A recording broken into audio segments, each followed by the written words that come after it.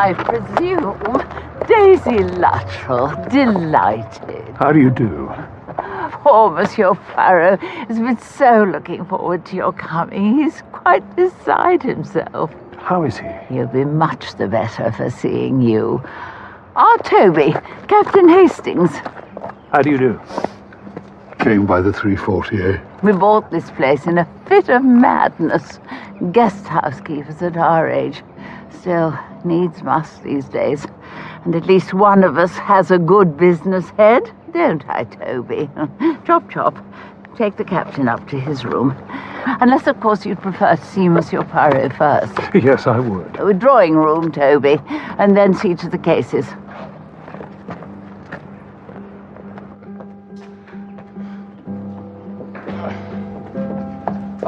No. A pair of nesting blackcaps down by the sycamore.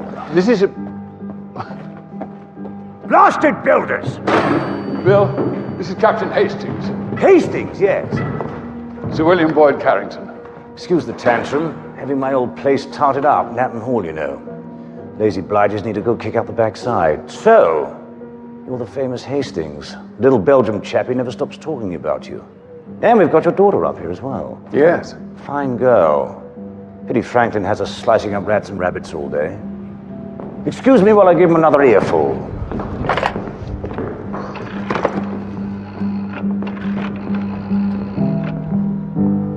Tadminster 7211. Poirot, there's someone to see you.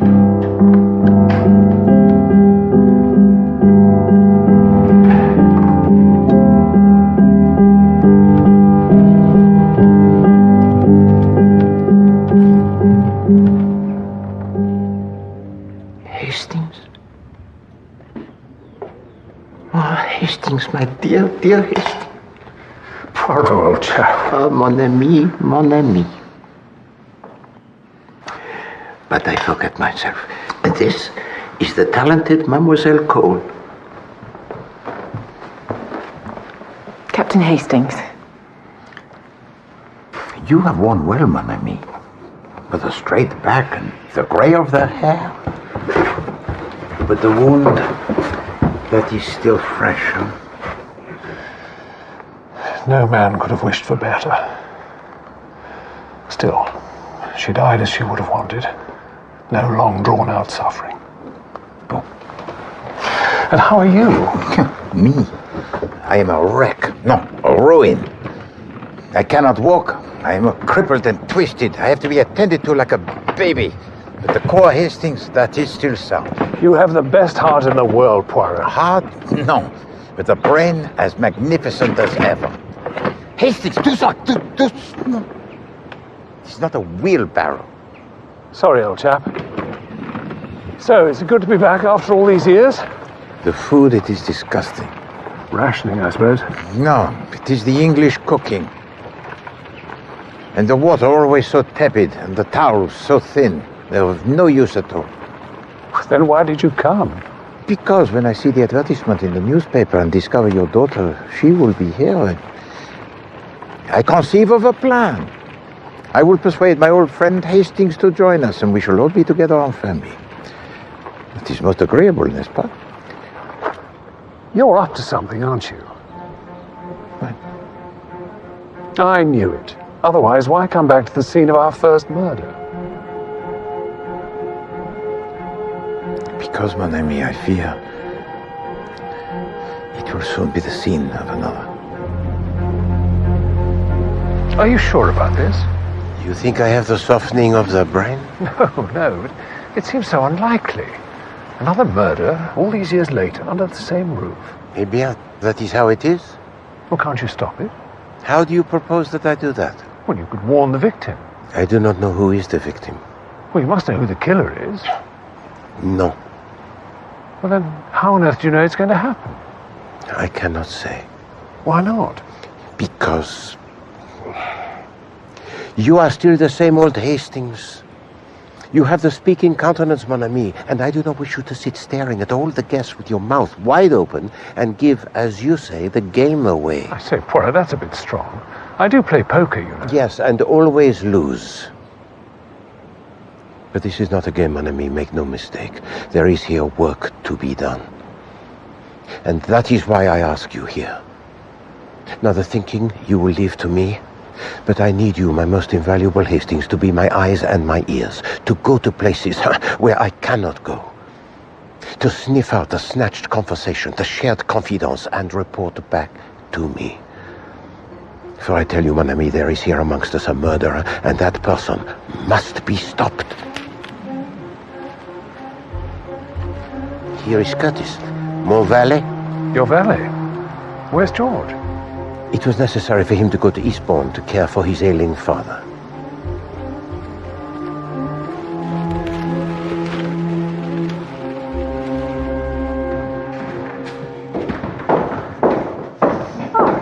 Well, I got here. Very clever of you.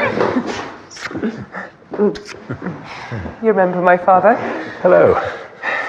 I hear you work my daughter very hard, Dr. Franklin. Nonsense. I'm afraid I get so awfully wrapped up in a thing. How did you find Uncle Hercule? Not well. Not well at all. I promised I'd read to Barbara. I'd better. As if she couldn't read herself. How is Mrs. Franklin? The same, and rather more so. She just likes making a fuss. That's rather harsh. It's true. She takes no interest in John's work, goes on and on about her health. Ah, there you are. Frankenstein had dragged you off to his lab again. This is my father. Allerton, Hastings. I've heard a lot about you. Poirot's loyal lieutenant, eh?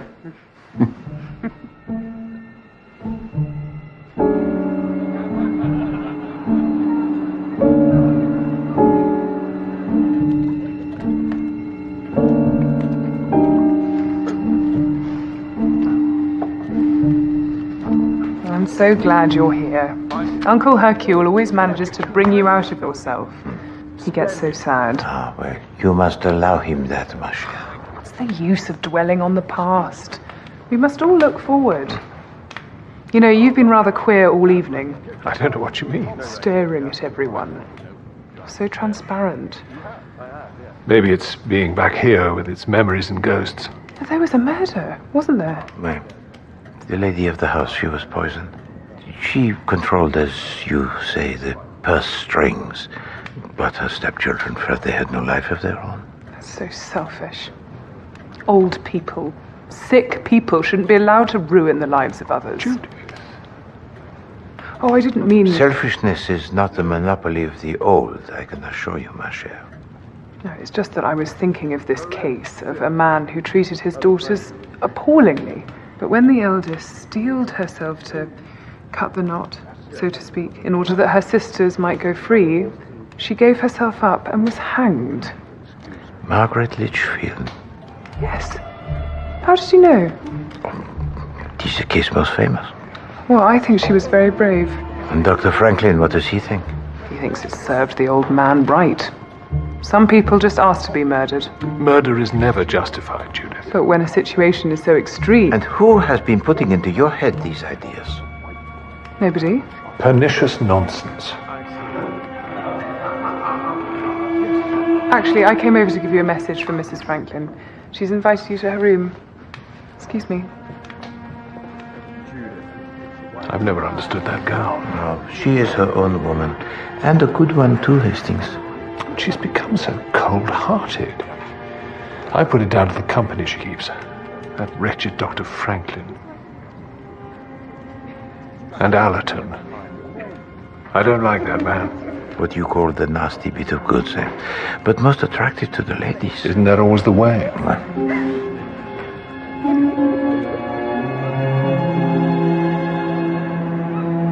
I'm delighted you're here, Captain Hastings. Dear Monsieur Poirot must be so pleased. Sharp as a knife, old Poirot. Even though he is falling to bits. And it will be so nice for Judith. The child has been working far too hard. She looks very well on it. Oh, how I envy her. Ill health has been the bane of my life. Pillows, Craven. Yes, my husband's a real slave driver, aren't you, John? What's that, Barbara? She was just saying how you worked poor Judith into the ground. Judith, yes. There was something we had to excuse me. Oh, I feel so inadequate. I know I ought to take more interest. You shouldn't worry yourself, Babs. But I find it all so nasty. The guinea pigs and the rats and everything. It makes me feel quite sick. I just want to think about lovely, happy things. Babs and I are old playmates, even though she's 15 years younger. Darling Bill. And then when I came back from Burma to find her a beautiful young lady.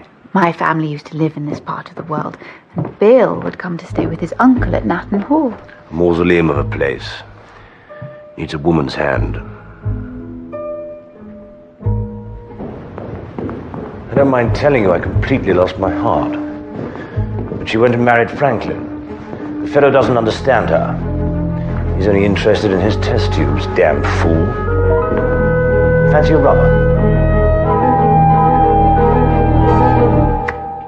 Hearts, you stupid man! There's nothing for it. We'll have to start again. I don't know what's got into me. I'm all at 6s and 7s. We haven't cut yet. Oh, I'm sorry, dear. I'm so sorry.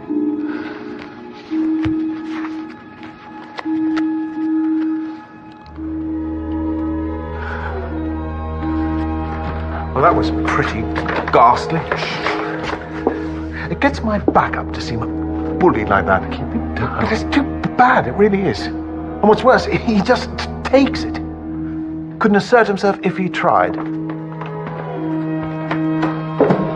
Oughtn't we to shut that? Oh, I don't think everybody's in yet. Well, who's still out? Your daughter, I think, and Alison.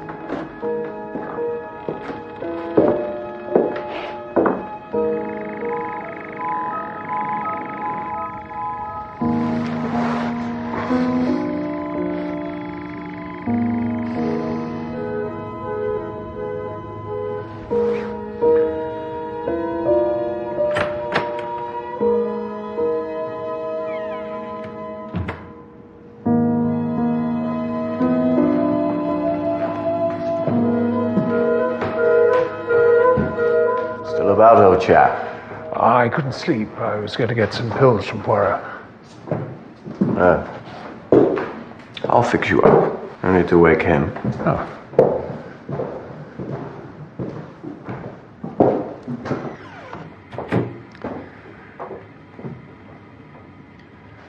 You normally stay up this late? I never go to bed when there's sport abroad. These moonlit evenings aren't made to be wasted. This is the real stuff. It'll make you sleep like a log. Slumberil. Is it dangerous? It is if you take too much of it. It's one of the barbiturates. Don't you need a prescription? Damn right. But I've got to pull in that line. Old friend of mine gave me a few useful introductions. Dead now, sadly. A chap called Etherington. Leonard Etherington? That's the one. That wife of his. Who'd have thought she'd have it in her? Arsenic, wasn't it? Yes. Knew him too, did you? No, I read about it. I see. Funny chap. Good company. In small doses. Sleep well.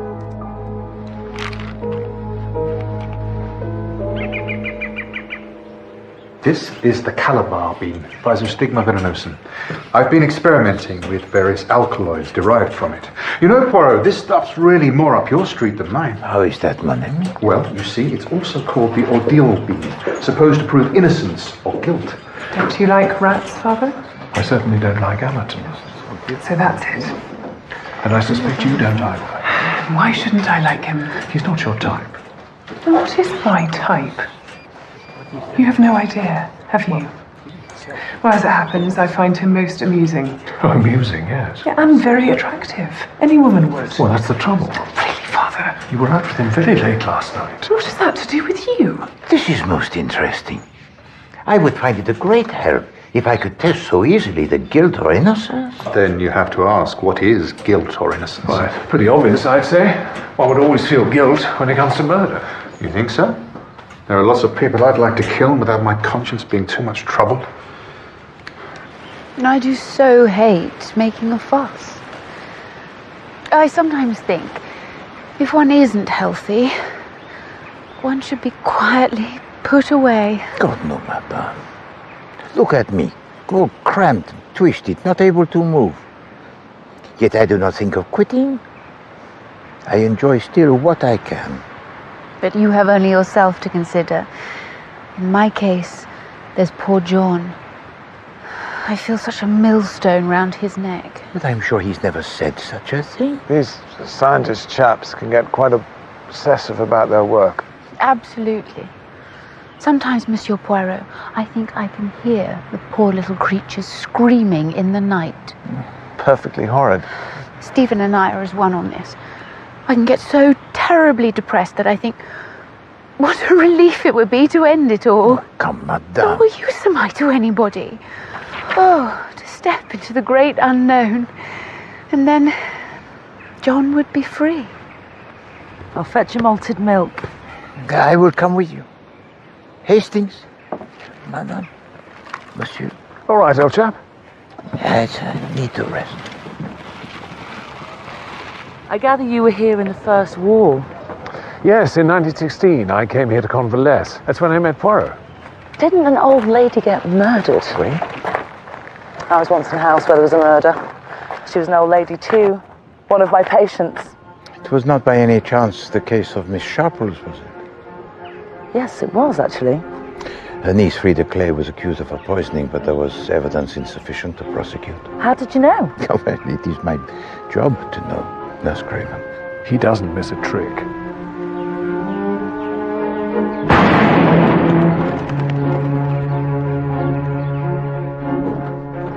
Blasted pigeons. They do a lot of damage, you know. Toby's always been a fine shot. Oh, I used to be. You know, I often used to think of evenings like this back home out in India, but nothing's ever quite as you picture it. Don't know why, but I've got quite a thirst on. Oh, well, why'd you have a drink on a house? What'd you say? Splendid idea. Have you done the tropics, Norton? No, my hands were tied with Mother. You're right, old chap. Can't stand blood. You'd get used to it. Nothing like bagging a few birds and blasting the old bunny, eh, Hastings? Darn good fun. I just thought I'd give the fellas a sniff. You do no such thing. Give that bottle to me.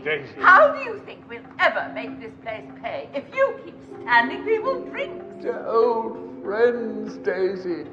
Locked up, that's the way of it. I won't have it. You won't have it. Who are you, I'd like to know?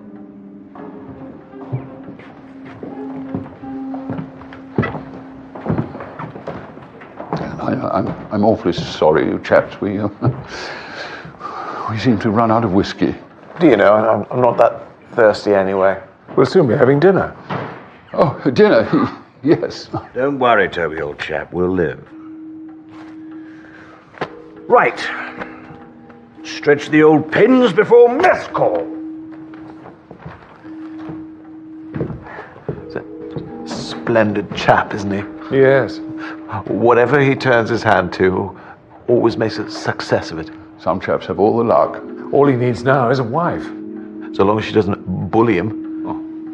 He won't get bullied. He wouldn't let himself. There's a damned rabbit. Is there? Nibbling at the bark. I thought I'd wired the place.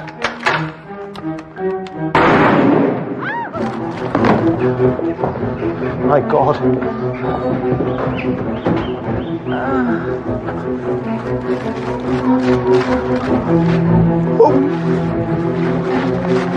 Get Franklin.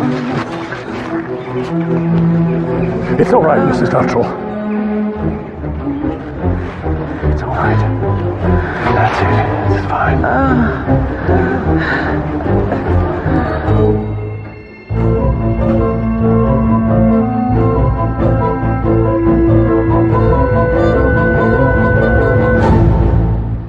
Franklin's seen Daisy.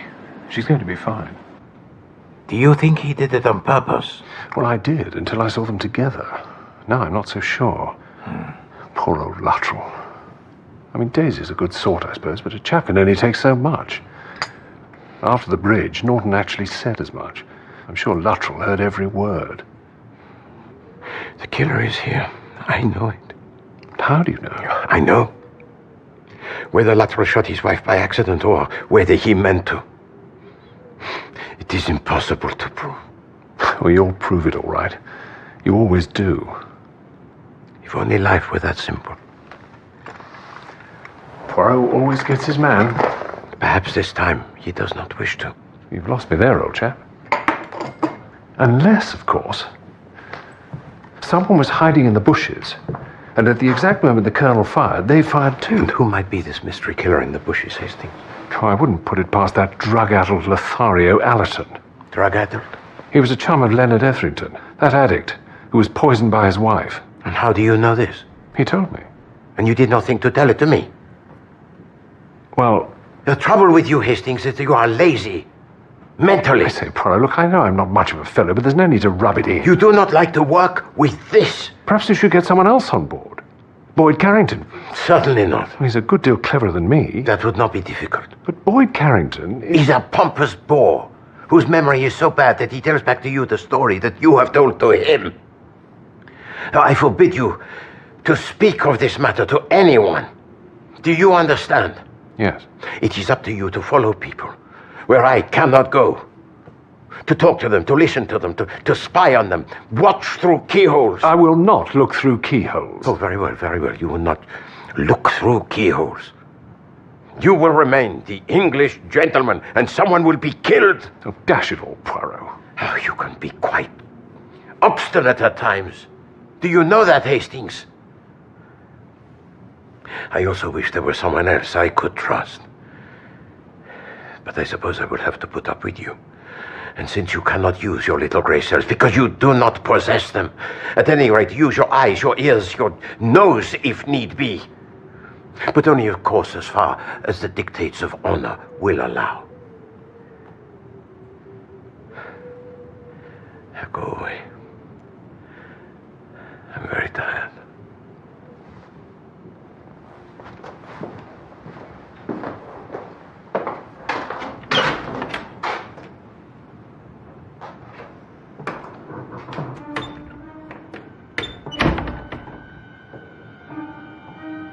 At it again, are you? At your deadly exercise? I knew you would be. For my sins, I knew you would. But while I have breath in my body, I will...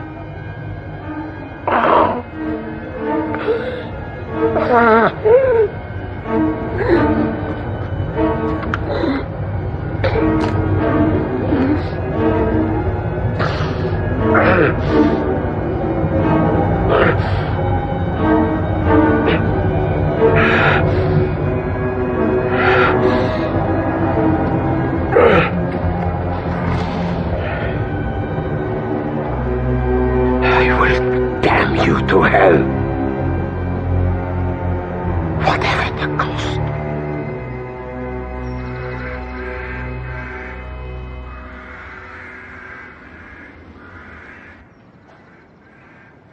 He doesn't look too happy. He isn't. He was offered the chance to go to Africa, you know, to continue his research, but his wife protested. He probably felt he couldn't leave her. Do you know much about her, Captain? Only that she's an invalid. She certainly enjoys ill health. So you don't think there's very much the matter? Well, she always seems to be able to do anything she wants. You know the Franklins well, do you? No. What I've told you, I learnt from your daughter. She's up in arms on his behalf. What do you think of Mr. Norton? Why do you ask? Well, you seem to get on well. We have a good deal in common. And he's awfully kind, if a little ineffectual. He's a gentle soul. He lived with his mother for many years. She was very bossy, and I don't think he had a very good time at school either. He's very perceptive, you know. Quiet people often are. Yes. That's the depressing thing about places like this. It's full of failures. I suppose it's having endured another war. We've all had the stuffing knocked out of us. Did you see much action, Captain Hastings? Oh, not allowed to this time round. Gammy leg. And let's face it, I'm pushing it a bit. But your life's just beginning. Anything might happen. If you mean marriage, I could never think of it. Not with my history. What do you mean? You have no idea who I am, have you? I know your name. It isn't Cole. It's Litchfield. Matthew Litchfield. Yes, he was my father. A wicked man, Captain Hastings.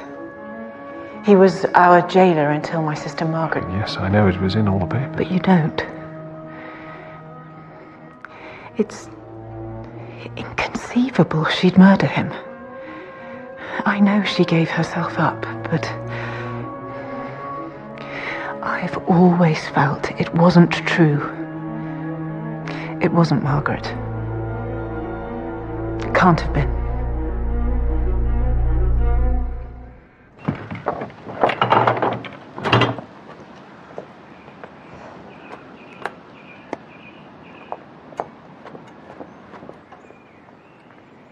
Good morning, gentlemen. Good morning, Mrs. Franklin. Well, you sound very happy today, madame. I am, Monsieur Poirot. I'm going on a little outing with Sir William to Natton Hall to advise him on his cretons. Silly me, left my handbag in the studio yesterday when I was talking to John. Head like a sieve. Where is Dr. Franklin? Oh, he and Judith have driven into Tadminster for some chemical or other. I'm so glad I don't have a scientific mind. On a day like this, it all seems so puerile. Do not let the scientists hear you say that, madame. Oh, you mustn't think I don't admire my husband, monsieur. The way he lives for his work is really tremendous. But it makes me nervous, the lengths to which he might go. What exactly do you mean, madame? Well, this horrible Calabar bean thing. I'm so afraid he's going to start experimenting on himself. You see, he can only learn so much from animals. He'd take every precaution, surely. Oh, you don't know John. Absolutely oblivious of his own safety. He really is a sort of saint. You ready, Babs? Oh, mustn't keep the baronet waiting. Dr. Franklin, the modern saint. She's a feather for every wind. So you think she is a fool? Do you not, Hastings? She's not the most brilliant intellect. First the handbag, now her gloves. I don't know how that girl puts up with it. So, Elizabeth, this might That would have been out.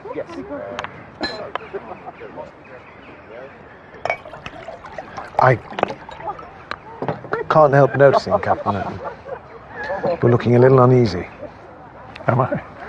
I have to say, well, I'd feel the same way. Things change all the time, don't they? Girls are more independent now. I suppose the war had a lot to do with that. Thank you. What are you trying to say, Norton? Well, don't let it go further, but when it comes to young women, Allerton has rather a special technique in that line. I happen to know something pretty foul about him, actually. And what would that be? Not long ago, I heard of a girl, but just like Judith. Modern, independent, falling prey to the Major's charms. Well, once he'd got her in his clutches, just when she was at her most vulnerable, he abandoned her, leaving her desperate. So devastated was she. She took her own life. overdose of Veronal.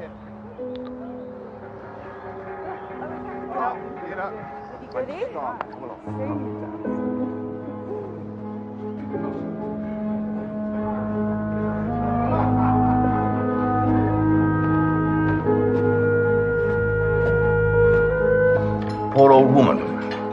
Devilish pain. An overdose of morphia finished her off. And her niece, Frida, said it was a slip-up. The police had other ideas, but didn't have enough evidence to prosecute. You knew her, did you? Frida Clay? Yes. Well, it's just that I have heard this story before. So have I, from someone who was there, actually. Ah, have you? It was in all the papers. Get a bit, fuddled in the old brain box sometimes. Oh, Bill, can't you think of anything jollier to talk about? I'm sure Monsieur Poirot is fed up to the back teeth of people killing and dying and who did what and why. She certainly keeps us on our toes, eh, Franklin? Just the ticket. They do say, don't they, that men tend to marry their mothers? I'm not quite sure about that. Better ask Norton, he's the expert. A full compliment. What a treat, isn't it, Toby? Yes, my sweet. Our little dinners are not the same without you, Monsieur Poirot. No, they're not. I don't like the thought of your eating alone. I myself do not like to miss anything, ma chère. Never a moment's rest in your line of work? No, monsieur, not on. There's always still so much more to do. But the clock, it ticks, no? Such is the will of God. We'll all miss you, old chap, but you won't be forgotten.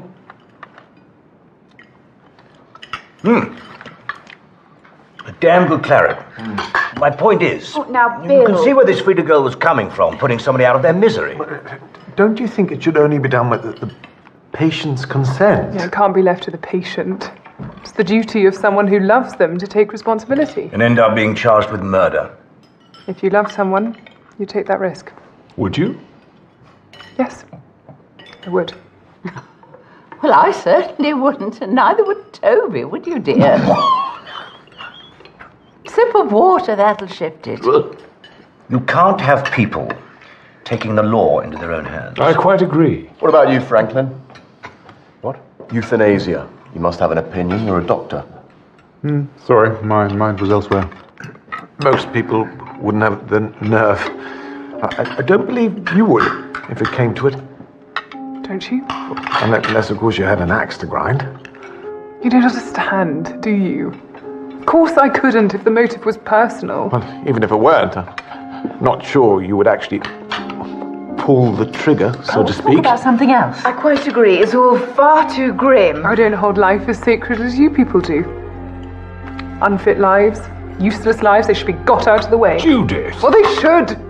So much mess about. You might have a point. It's really a question of courage. Does one have the guts to put it vulgarly? And you see, Miss Hastings, but I don't believe you have. Oh, Judith's got guts, all right. You're not more than you think, Mr. Norton.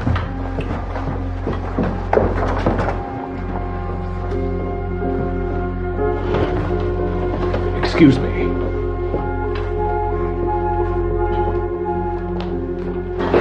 Judith!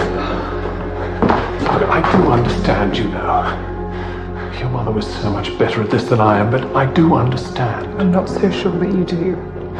He isn't worth it. Believe me, he isn't. I know you care about him, but it's no good. Perhaps I know that as well as you. He has no future. He'll break your heart, and I can't bear to see that happen. He's worth everything in the world to me. Judith, please. And I don't want you ever to speak of him again. Because if you do, I will hate you even more. Do you understand that?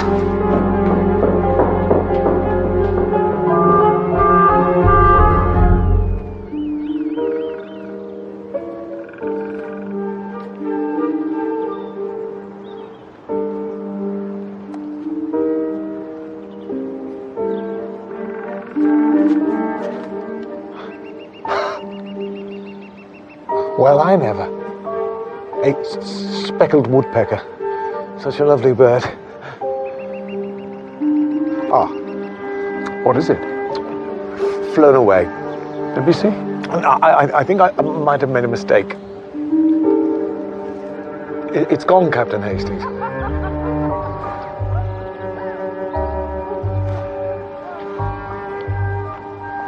What's wrong? Bird's gone.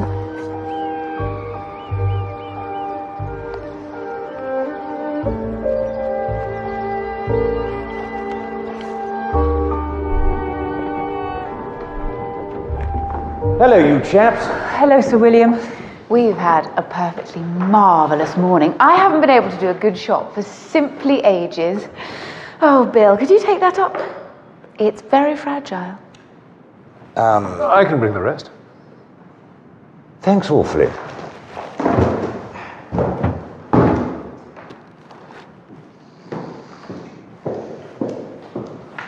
Anything the matter, Stephen? No? You look as if you've seen a ghost. No ghosts. Just thinking. Monsieur Poirot. So what is it?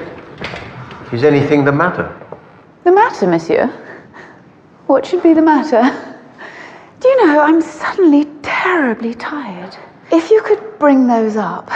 Thank you so much.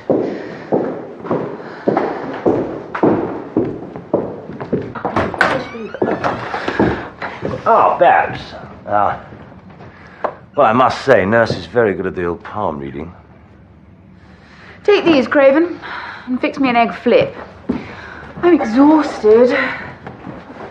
Can I do anything, Babs? Yes, Bill, you can go away. I'm dead on my feet. Has it all been too much for you? I didn't want to mention it. I do so hate being tiresome.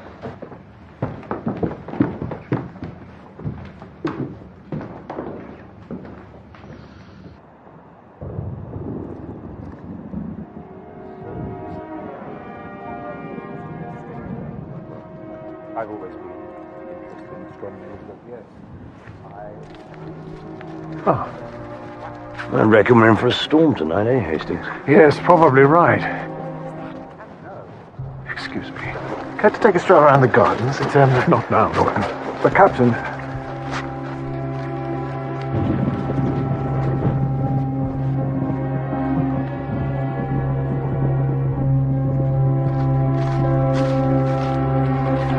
Hamilton.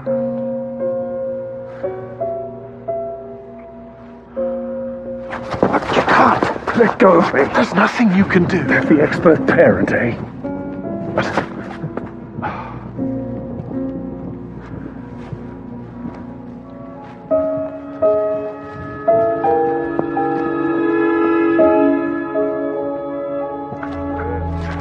this won't get you anywhere. Settle then. Go up to town tomorrow. I'll say I'm off to Ipswich for a night or two. Wire from London that you can't make it back. And we'll have a charming little dinner at my flat. You won't regret it, I promise. Please, Hastings. What you need is a large scotch.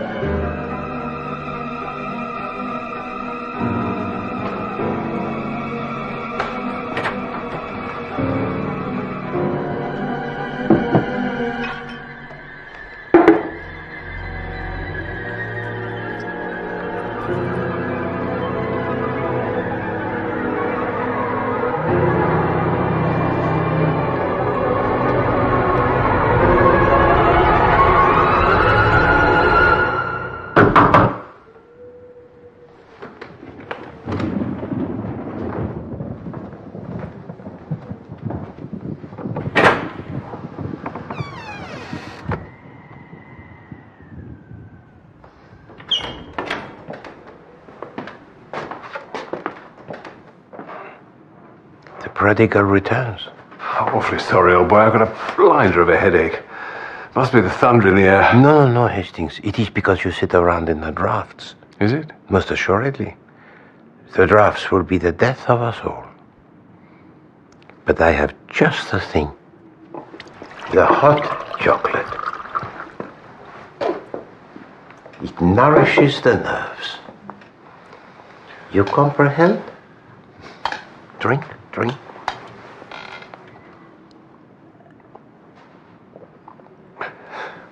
Hello, do you not already feel much improved? Drink it all, cher ami. Every last drop.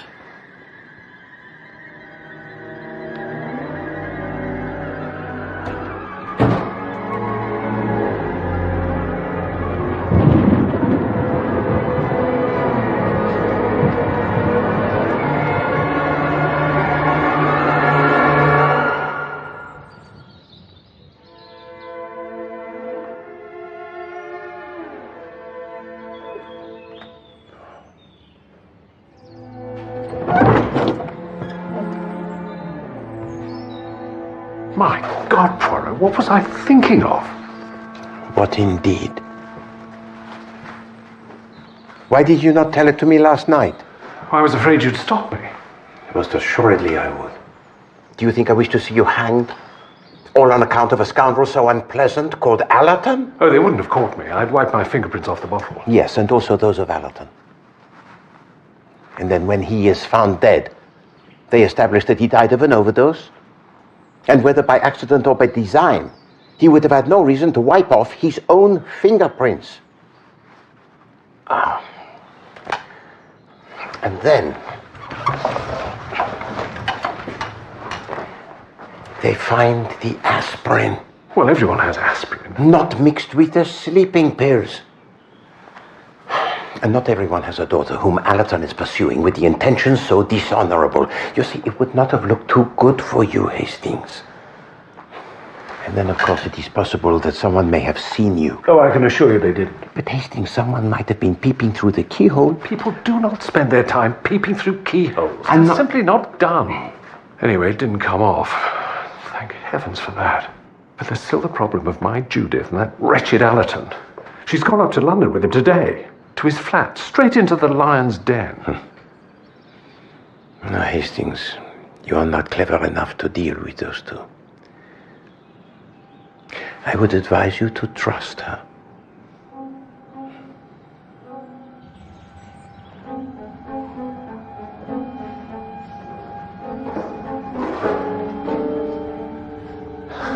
Judith.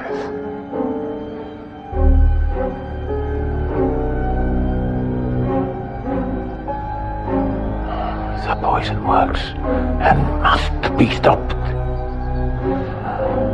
God help us. God help me.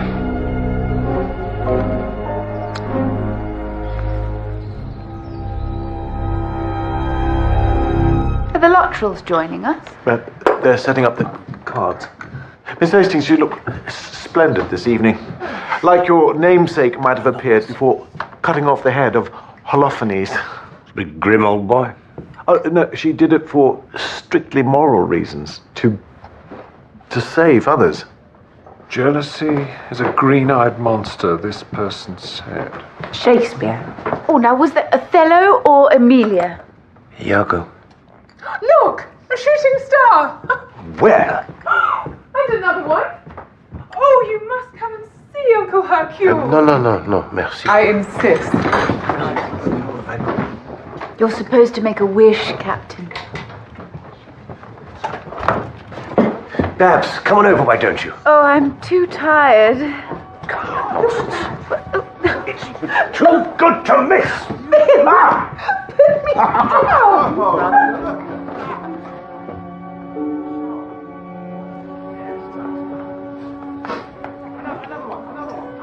What are you doing? I'm just seeing if there was a copy of... I remember Mother telling me how you once carried her out onto a balcony to look at the stars. Ah, here we are.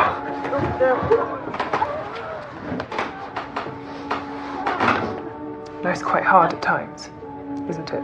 Othello. Now, where is it? Oh, beware, my lord, of jealousy. It is a green-eyed monster. Splendid. You were right, Poirot. It was Iago. But of course. Did I miss anything? I do not know Hastings, did you? Oh, but you did, Captain Hastings. I've never seen so many shooting stars. Where's Craven? Not sure. Well, I need my drops. Where are they? In the bathroom cabinet. Oh, thank you, dear. I think I'll take a stroll. You seem pleased with yourself, Doctor. I am. Oh, there you are. Open my drops, would you?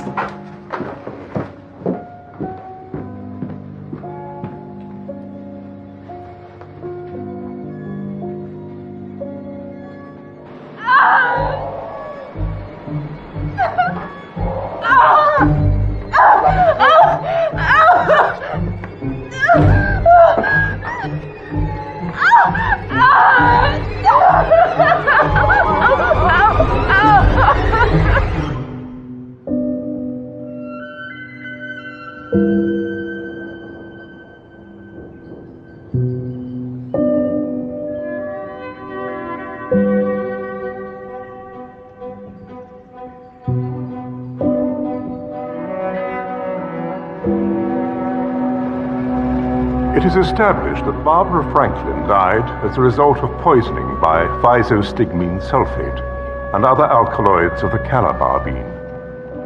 Monsieur Poirot, could you tell the court how Mrs. Franklin seemed to you in the hours before her death?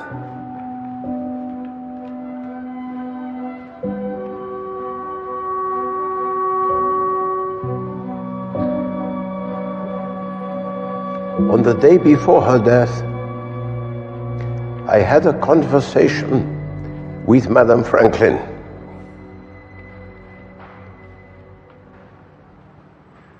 She appeared very depressed and several times expressed the desire to be, how do you say, out of it all. Her health and fits of melancholy made her life seem not to be worth living. On the morning of October the 10th, you were sitting outside the laboratory? Oui. Did you see Mrs. Franklin come out of the laboratory? Yes, I did. And did she have anything in her hand, Monsieur Poirot? She had a small bottle clasped in her right hand. You're quite sure of that? Yes, quite sure. Did you not see it also? Well, the question is, did you? You think I would lie? Well, that would be perjury. No, I was not on oath. So it was a lie. You yourself heard her speak of suicide. But she was a woman of many moods. You didn't clarify that. Perhaps I did not wish to. You mean you wanted the verdict to be suicide? You think she was murdered, don't you? She was. But this verdict stops all further inquiry. What are you playing at, Poirot? This is not a game, mon ami, I assure you.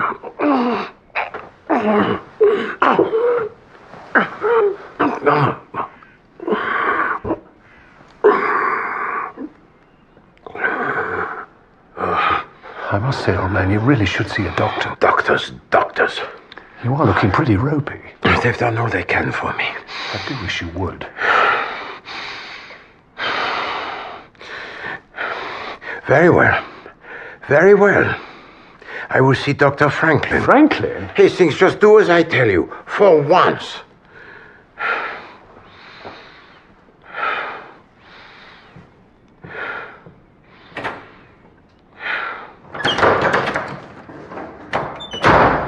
How is he?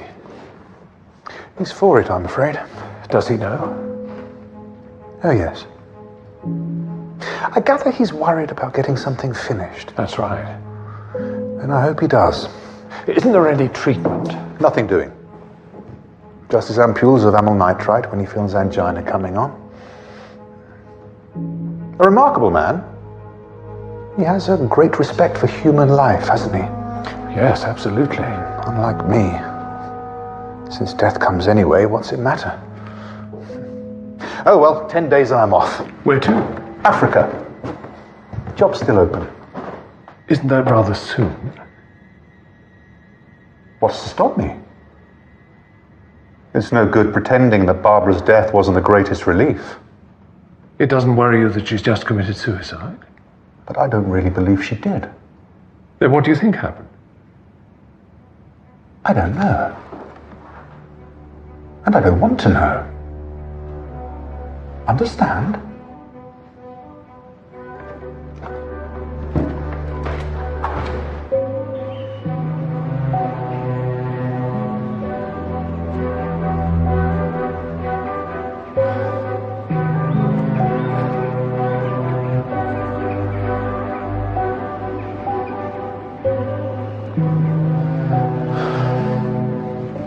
Norton, what's the matter? Well, when anything's right or wrong, it should be awfully simple to say so, shouldn't it? Do you see what I mean? No. What I'm trying to say is, say, for example, you happen to open a letter that wasn't yours, by mistake, of course, or saw something through a keyhole, say. A keyhole? Yes. Why on earth would you be looking through a keyhole? The key might have got stuck. Norton, stop beating about the bush. Did you see something through a keyhole? No. But you did see something through those glasses of yours, didn't you? That day we went out rambling with Miss Cole, there was something you didn't want me to see, wasn't there? Yes. No. What was it? I don't know if I ought to say. I didn't mean to see it. There really was a speckled woodpecker. Lovely fellow. Then I saw the other thing. Is it something to do with Mrs. Franklin's death? Oh, damn it all. I don't know what to do. He saw something that he will not tell to you. That's right. Has he told this to anyone else? I don't think so. Ask him to come up and see me after dinner. Just a friendly little visit. And be careful, Hastings. Be very careful.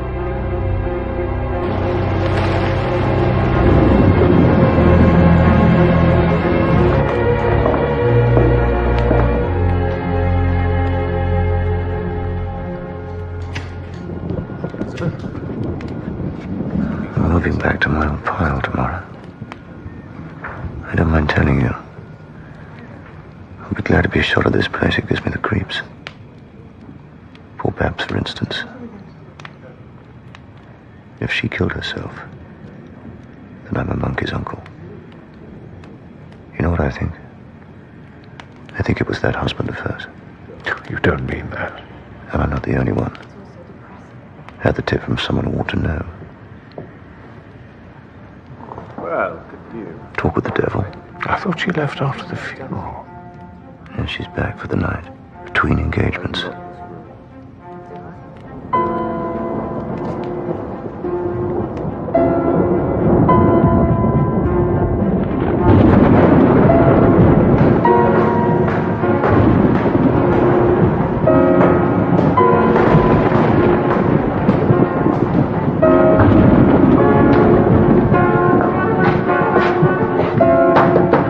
Monsieur Poirot?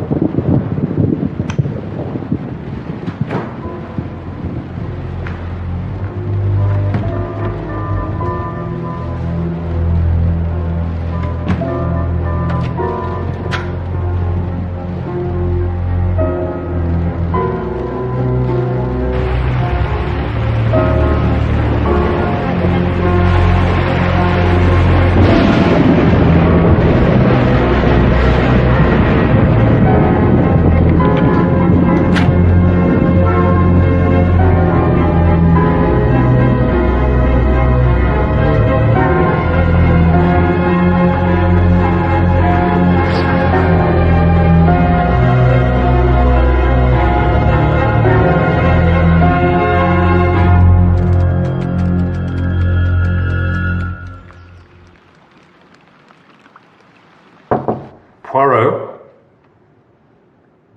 Entree.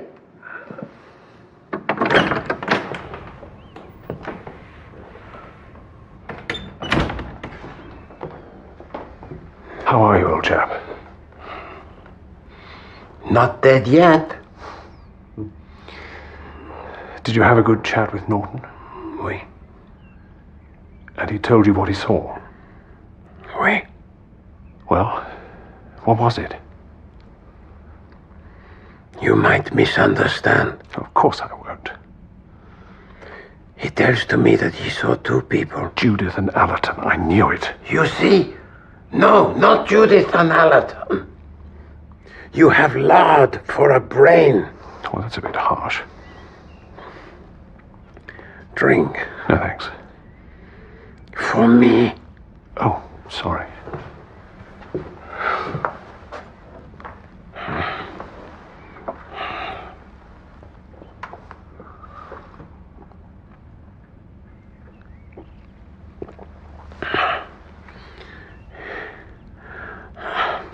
If anything should happen... Nothing will happen to you, Poirot. You will find in here all the clues you need. With this... What kind of clues? Indications that will lead you to the truth. Why do you have to make things so difficult? I'm completely in the dark as it is. Rest assured, mon ami. When you see the light, you may wish you had not. And now... I need to think. But Poirot... Go down to breakfast, mon ami. The case, it is ended. Is it? Only loose ends to be tied.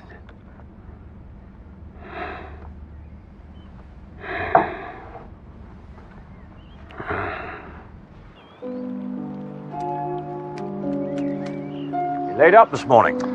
I didn't get much sleep. Have you seen Norton? He wasn't at breakfast.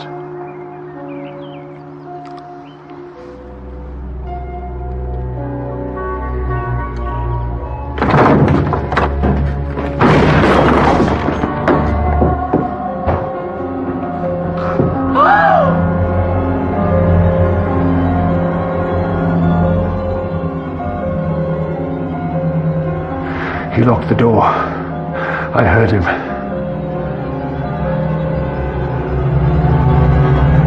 Shot himself? Well, that's what they're saying. The door was locked, the key was in his pocket, the gun was in his hand. I suppose he must have done. It is like a conjuring trick, n'est-ce pas? Oh. Hastings, sometimes you are like a little child. So innocent, so trusting. Poirot, you're looking pretty awful. Don't you think I should call a doctor? What good would that do? What will be, will be.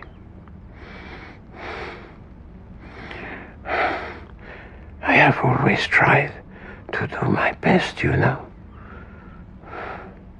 You do believe that, Hastings? How could I not? Do you think God will forgive me? Of course he'll forgive you. You're a good man. The best a fellow could know. My heart bleeds for you. My poor, lonely Hastings. Poirot. Go now, cher ami. Let me rest.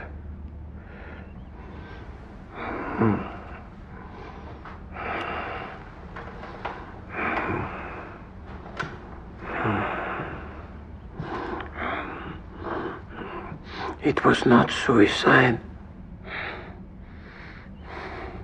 It was murder.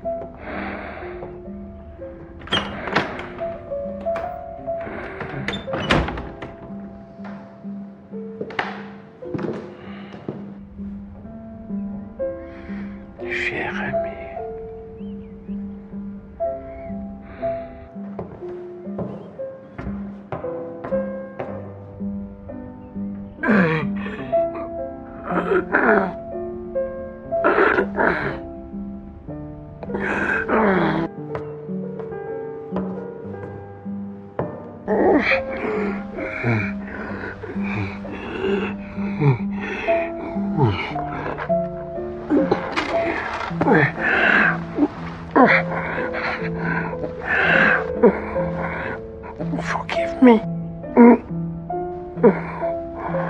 Forgive.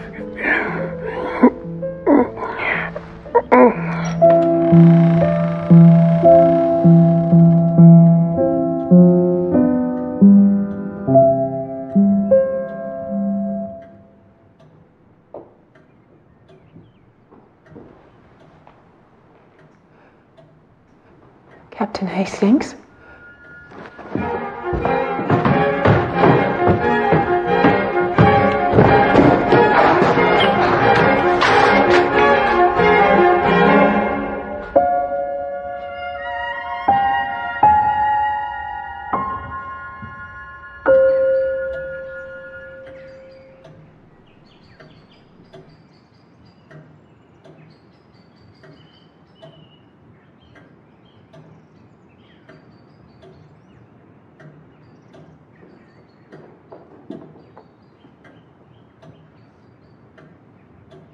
It was bound to happen.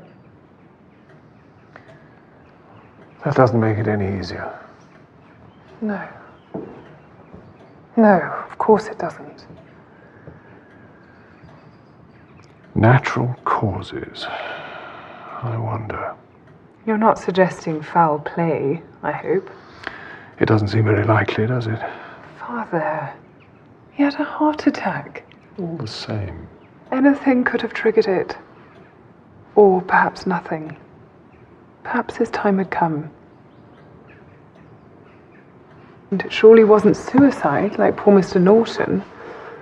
Bad investment, so they say.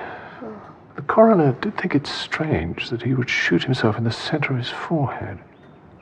What a suspicious soul you are. All those years with Poirot, I expect. He was my dearest friend, you know.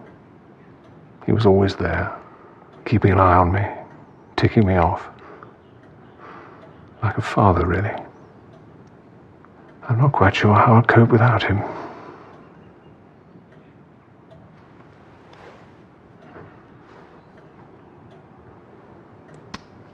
Father, I have something to tell you.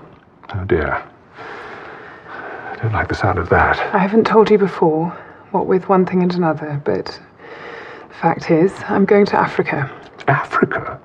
Yes, with Dr. Franklin. You can't do that. What will people say? I don't care what people say. The fact is, I'm going. It's one thing to be his assistant here in England when his wife's alive, but shooting off to Africa with him now she's dead. I'm not going as his assistant. I'm going as his wife. But what about Allerton? There was never anything in that. I'd have told you if you had made me so angry. But I saw him kiss you. These things happen. You can't marry Franklin, not yet. It's so soon. I can, and I will. But Judith... We've nothing to wait for now.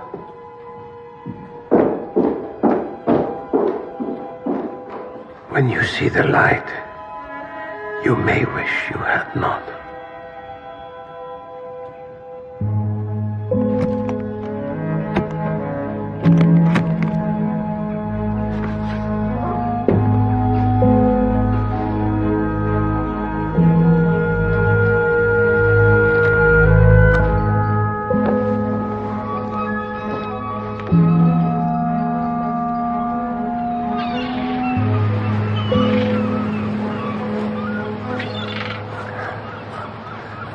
I believe Monsieur Poirot left you some sort of message. Message, sir? Yes, for me. No, sir, not that I'm aware of. Are you quite sure? Yes, sir, I'd remember that. Well, my mistake, I suppose. How is your father? My father? He's very well, thank you, sir. Oh, he's better then? Better than what, sir? Well, that's why you had to leave Monsieur Poirot, wasn't it? To look after him. I didn't want to leave, sir. Monsieur Poirot sent me away. Why would he do that?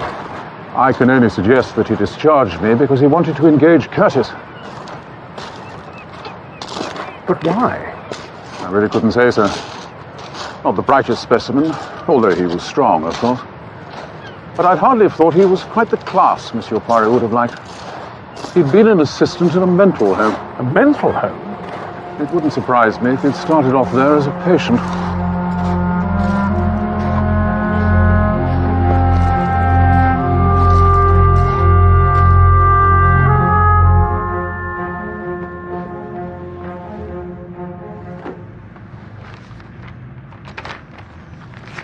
I have instructed my lawyers to deliver this manuscript to you 4 months after my death, by which time you will no doubt have evolved the most preposterous theories.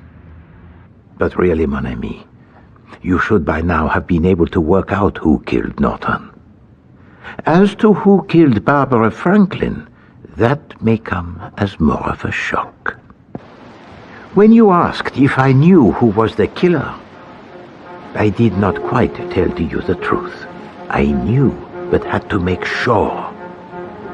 You see, I had never met this person before, and had never seen this person in action. It did not take me long. At last, at the end of my career, I had come across the perfect criminal. Well, nearly perfect. A pair of nesting blackcaps down by the sycamore. No one gets the better of Hercule Poirot. Not even Stephen Norton. Well, I'll be... Oh yes, Norton was our man. He had been a sickly boy with a domineering mother. He had had a hard time at school and disliked blood and violence, a trait most un-English. But he had a sympathetic character, and soon discovered how easy it was to make use of it. By understanding people, he could penetrate their innermost thoughts. He's very perceptive, you know. Quiet people often are. And then make them do things they did not want to. Compensation for a lifetime of derision. This sense of power gradually developed into a morbid taste for violence at second hand, which soon turned into an obsession. Our gentle Norton was in fact a sadist addicted to pain and mental torture. Remember the remarks he made that first evening you played bridge? It gets my back up to see him bullied like that. Keep it down. Norton meant him to hear. Couldn't assert himself if he tried. Sometimes successful, sometimes not. It was a drug he constantly craved. No motive, no evidence, no proof. Simply evil for the sake of it. A criminal who could never be convicted of his crimes. You will have realized by now that Franklin was in love with Judith and she with him. But with Madame Franklin alive, life was very difficult for Judith, and Norton knew exactly how the wind lay. He played most cleverly on the theme of useless lives. I don't hold life as sacred as you people do. Unfit lives, useless lives, they should be got out of the way. And gently ridiculed the idea that she would ever have the nerve to take decisive action. Does one have the guts, to put it vulgarly? And you see, Miss Hastings, I don't believe you have. But with a murder addict, one iron in the fire, it is not enough. He sees opportunities for pleasure everywhere, and found one in you, mon ami. He discovered every weak spot to exacerbate your profound dislike of Major Allerton. When it comes to young women, Allerton has rather a special technique in that line. Then you saw Allerton and Judith kiss. You can't. Norton hauled you away so that you did not see what followed. You went to the glass house and thought you heard Allerton talking to Judith. Wire from London that you can't make it back, and we'll have a charming little dinner at my flat. Yet you did not see her or even hear her speak. Norton made sure of that, for if you had, you would have discovered that there had never been any question of Judith going to London that day. It was Nurse Craven with whom he was having the affair. But you fell headlong into the trap of Norton and made up your mind to murder. I heard you come up that evening and was already exercised about your state of mind.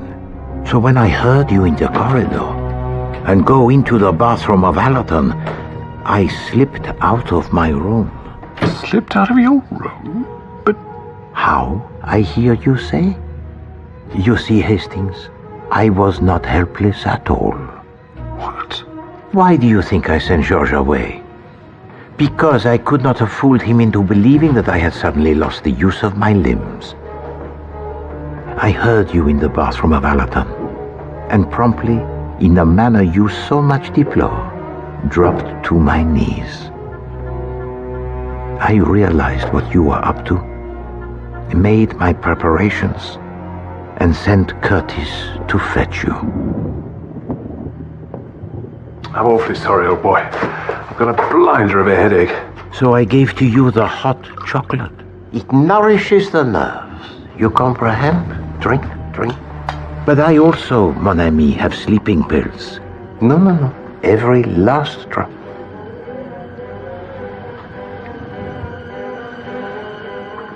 When you awoke the next morning, you were your own self again, horrified at what you had nearly done. But it decided me, Hastings. You are not a murderer, but might have been hanged for one. I knew that I must act, and could put it off no longer. But before I was able to, Barbara Franklin died. And I do not think that you have once suspected the truth. For you see, Hastings, you killed her.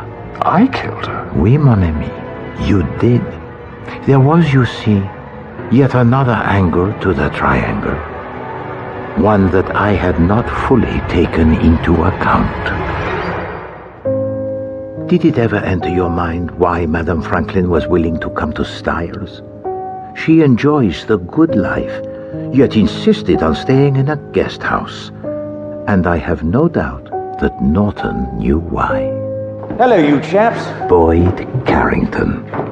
Madame Franklin was a disappointed woman. She had expected Dr. Franklin to have a brilliant career. There was something we had to excuse me. Not shut himself away in esoteric research.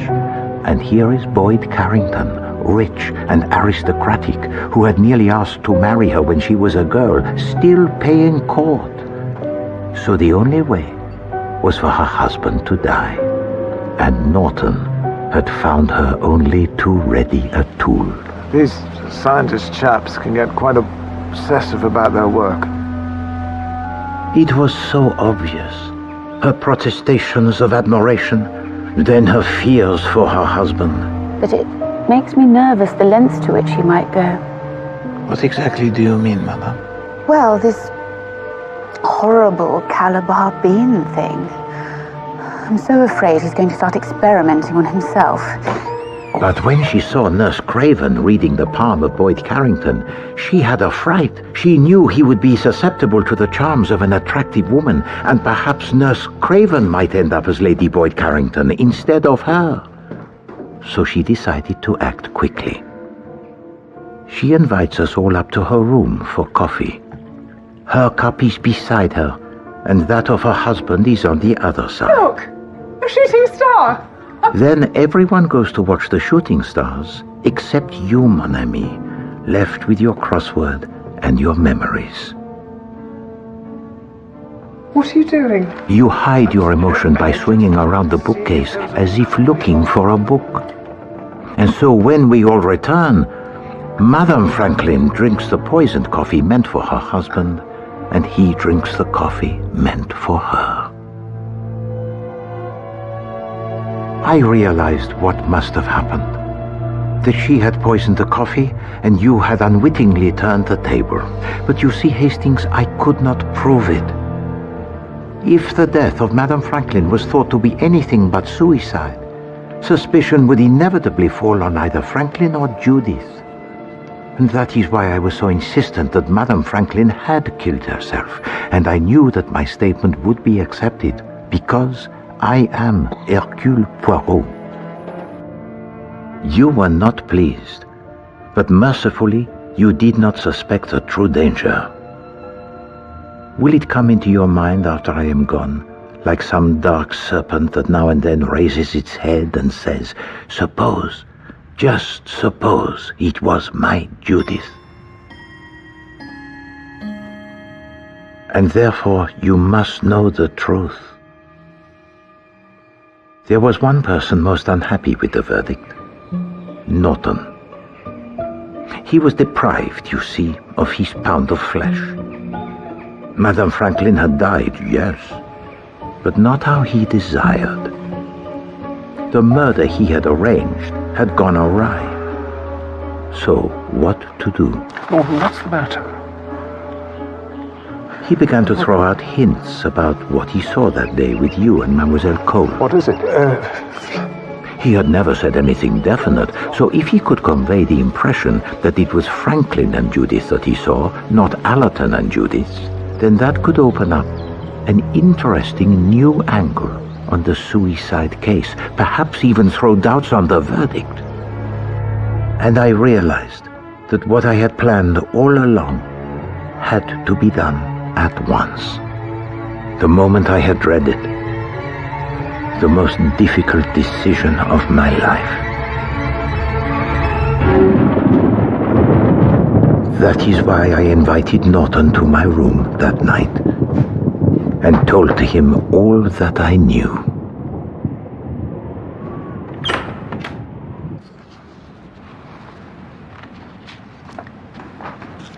Madame Constance Etherington tried for the poisoning of her husband, a man who was very sadistic but also addicted to the drugs and with whom you are on terms most intimate.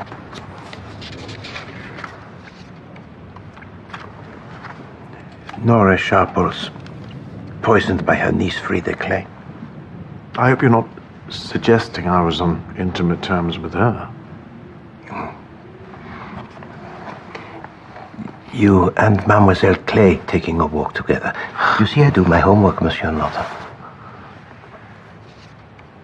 And Matthew Litchfield. Now, you visited him, did you not, on the night that he was killed by his daughter Margaret? What is your point, Monsieur Poirot? Well, my point is this, Monsieur Norton, that in none of these murders was there any real doubt. There was one clear suspect, no other. But you, Monsieur Norton, are the one factor malevolent common to all. Oh, dear, Monsieur Poirot. Is that the best your little grey cells can come up with? Your proximity to these three murders was too much of a coincidence, and I smelt, as you say, the rat. And that is why I came to Styles.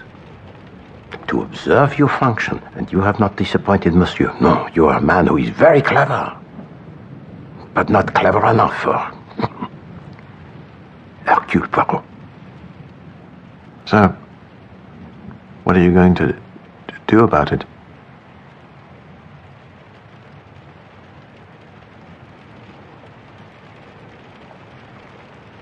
Execute you. Execute me? What? Then, do get on with it, huh? I promised myself an early night. Justice is no joking matter, Monsieur. I do what I can to serve it. But if I fail, there is a justice that is higher, believe me. You pathetic, self-important little man. Murder me. There's a mortal sin if ever there was. And then what? Suicide to escape the ignominy of hanging? Your God will give you a hell of a time. All those years of piety up in smoke because of me. You can't go yet. You don't think I'd let you die on me and deprive me of my ultimate triumph? Please. You see, if you don't succeed, I'm a free man. But even if you do, it would still be a victory of sorts, because in the eyes of the law, I would be innocent. Whereas you and your reputation, your precious reputation, blown to bits. Je vous en prie. You can see them now. Went off his rocker in the end. You can never trust a foreigner.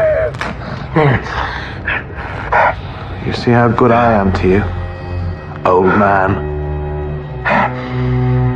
There you go. Take your time. See how it all pans out, shall we? Who will be there at the final curtain?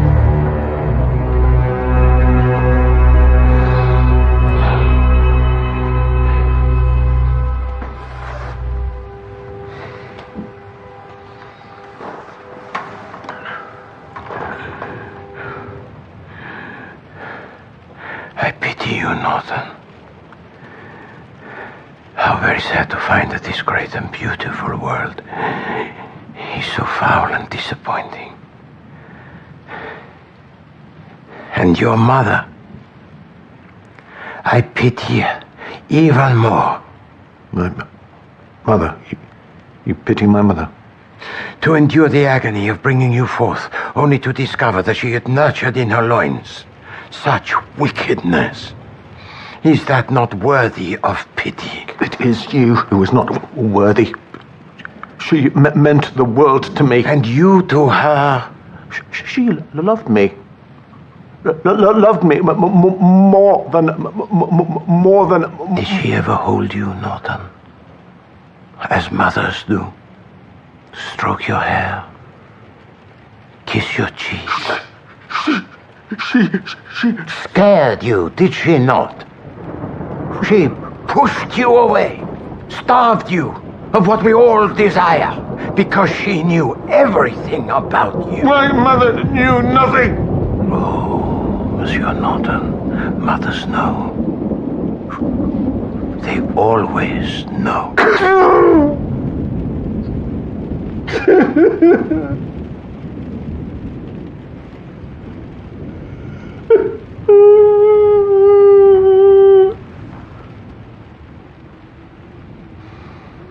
Shots in the dark, Poirot. Shots in the dark.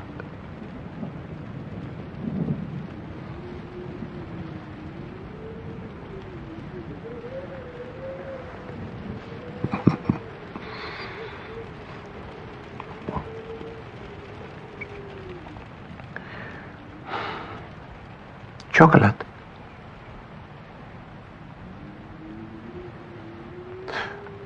Would you mind awfully if I drank yours instead?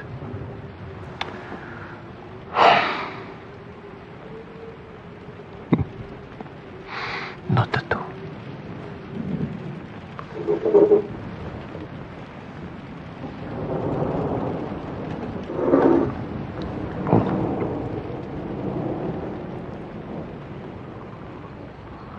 It was quite immaterial. I take the sleeping tablets and have acquired a certain tolerance. The dose that would send Norton to sleep would have little effect on me.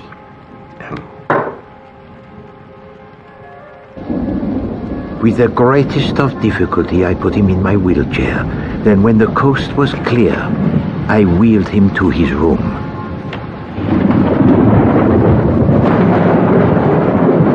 You will not have realized, Hastings, that recently I have taken to wearing the false mustache. Even Georges does not know that.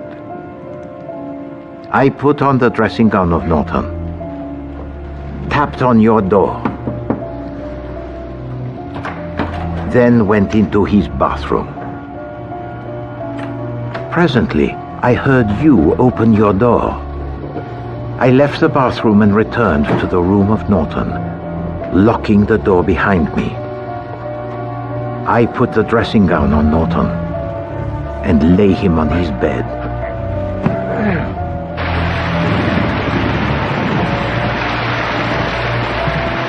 I had a pistol which on 2 occasions I had placed ostentatiously on the dressing table of Norton when he was out, so that the maid would have seen it.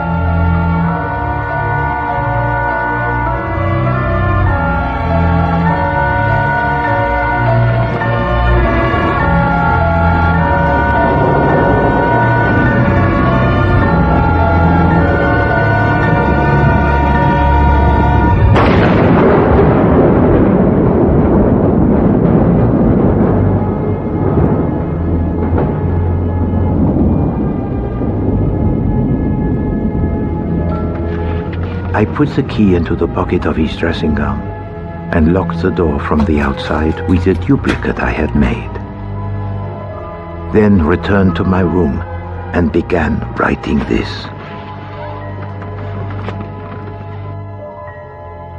I played the game, as you English say. I gave to you the clues and every chance to discover the truth, pointing you towards Iago, the original Stephen Norton. My only weakness was to shoot him in the center of his forehead and not in his temple, but I could not bring myself to produce an effect so lopsided. That, mon ami, is my nature, and should have told to you the truth. Take my advice for the last time. Tell to Mademoiselle Cole all that I have said. That you also might have done what her sister did, had there been no watchful Poirot to stop you. Take the nightmare away and show how Norton, not her sister, was responsible for the death of her father.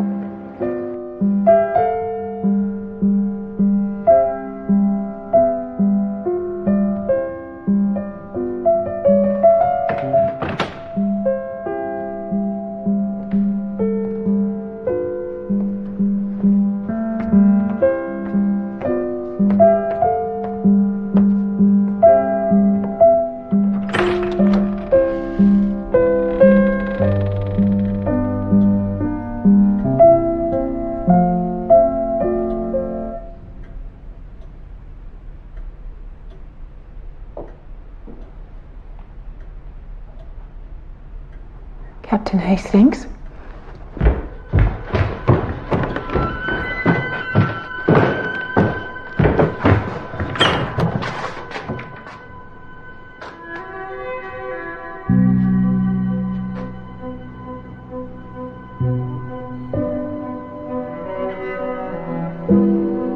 I have no more to say. Am I justified in what I have done? I do not know. I do not believe that a man should take the law into his own hands. But by taking the life of Norton, have I not saved others? I have always been so sure. But now,